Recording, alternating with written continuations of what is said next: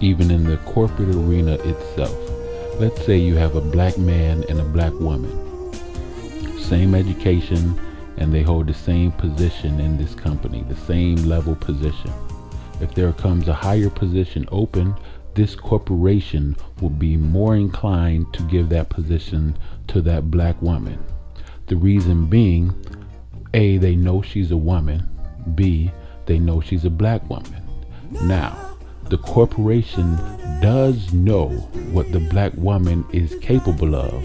However, they know that the black woman doesn't know what she is capable of. So she will accept the position they give her and be content because it'll be a good position. This is not taking anything away from the black woman. However, they would be less inclined to give that position to the black male because he's still a man regardless of what color he is. And so he is perceived as a bigger threat to, say, maybe have aspirations to take over the company one day. Now, this process of intentionally expelling the black man from these higher jobs or the higher paying brackets affects the black family as a whole. Since the female doesn't have as much respect for her black man who doesn't make as much money, it causes dissension in the home. The two people seldom will be able to get along, and oftentimes the relationship breaks up. However, that man has sons and daughters at home. Now, taking the daughters for instance, they're growing up without that positive male role model, and they're ending up in a cycle that is unproductive and unhealthy for them. Dr. Welsing will go into that right now. You see where somebody might be 23 years old and 6 children, and all the children by a different father. Yes. Because the person is trying to connect without understanding and hoping that the next person is going to love them. Yep. And be a husband and a father, but not having enough self-respect. I mean, after a decade of conditioning black females to call themselves bitches and hoes, and black females calling themselves bitches and hoes, the same brain computer is not going to say, you have high value. You see, but none of this is discussed. Now, this is longing, father hunger. And it's not because the fathers are bad people or the mothers are bad people or the children are bad people. We are not taught to understand the system of racism, white supremacy. You see, it would be just like putting somebody on the football field and giving them a tennis racket and wondering why their behavior looks crazy on the football field. Well, they have been deceived and lied to as to what is actually going on. Like being on the football field where you don't understand the intricacies of play. And so somebody is always getting over on you. Yep. Because you don't understand what the subtleties of play and the signals, you don't understand any of this. Yep. And so your team keeps losing. And so your team keeps losing. And so your team keeps losing. You have to go to the context.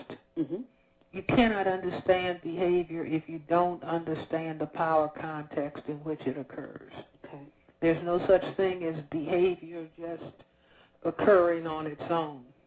Right. You have to look at what are the influences, what are the external influences, right? The powerful external influences.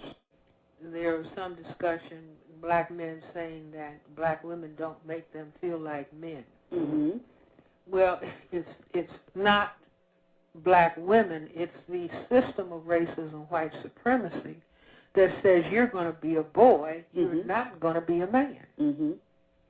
Do you see? But if people are afraid to talk about the system or look at the system, then black men and women start squabbling with each other.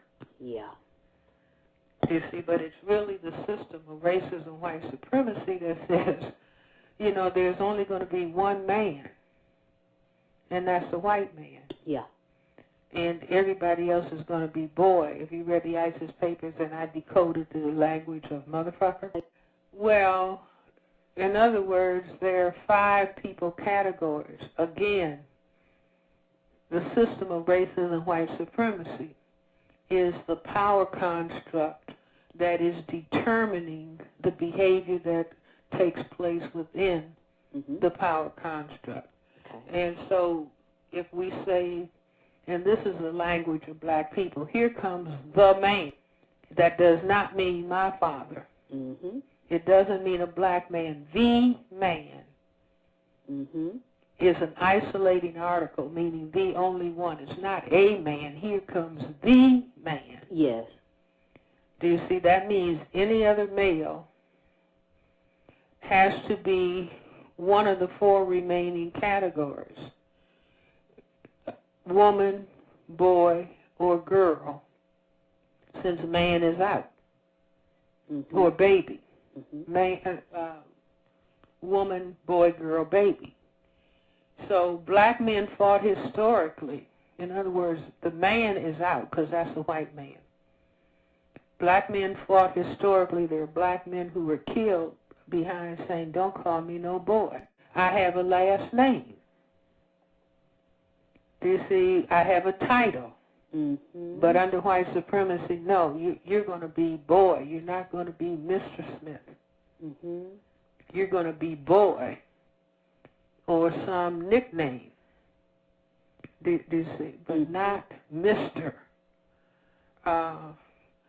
So I was saying that the remaining categories are woman, girl, boy, baby. So don't call me a boy. That means white supremacy basically will say, well, then you've got 3 choices. You've got girl, woman, baby.